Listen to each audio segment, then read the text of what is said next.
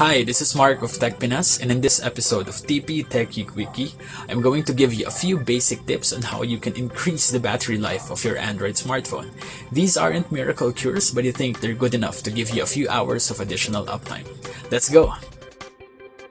In any Android smartphone, the screen is often the biggest energy hog.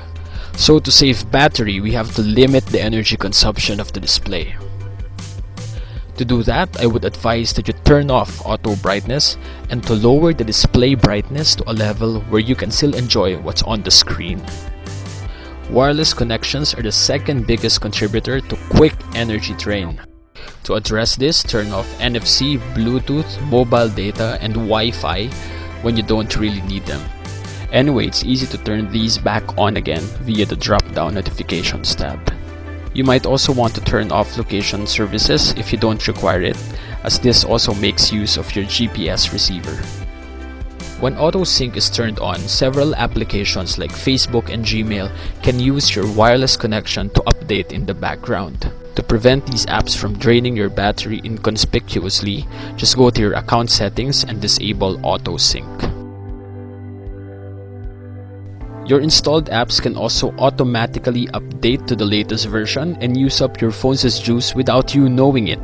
To keep that from happening, just disable App Auto Update in your Google Play Store account settings. Oh, and you might also want to close all open apps regularly, just to be sure that none of the apps that you opened previously are draining battery in the background. Additionally, you can turn off app notifications. Many Android phones today already have a section in the settings for doing this. But if your device doesn't have it, you'd have to tweak the notification settings of each app individually. Now here's an easy one, turn off vibration feedback. Just go to your sound and vibration settings and disable vibrate for navigation buttons as well as for your keyboard.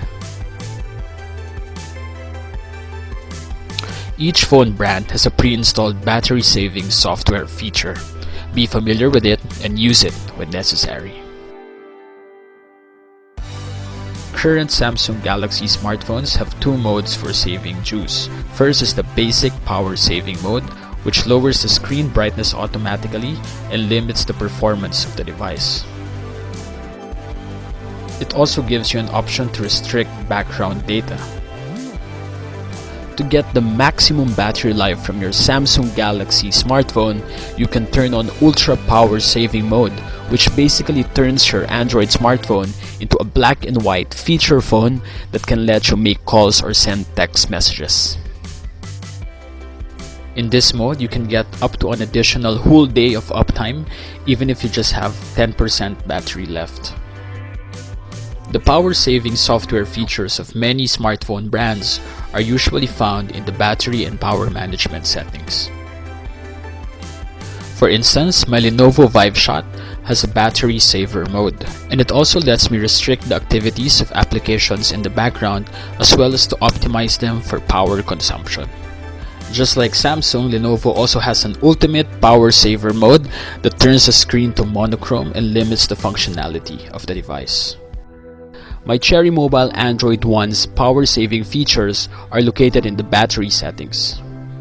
From here, I can enter battery saver mode, which automatically disables connections when the screen is off and limits background activities.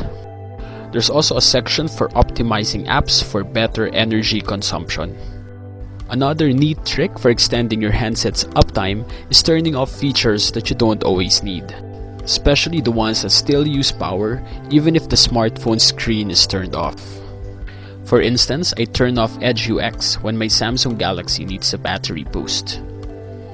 Disabling screen off touch and motion gestures like double tapping to power on display or drawing characters to launch applications can also help extend your device's uptime. And finally, here's a very practical tip. Just uninstall apps that quickly drain your battery. In my case, aside from the screen, connectivity, and Android system, Facebook and Messenger are the biggest energy hogs of my Android smartphones. So I recently decided to just altogether delete them from one of my Android handsets and to just check Facebook and send messages via my web browser. And guess what? The results are astounding.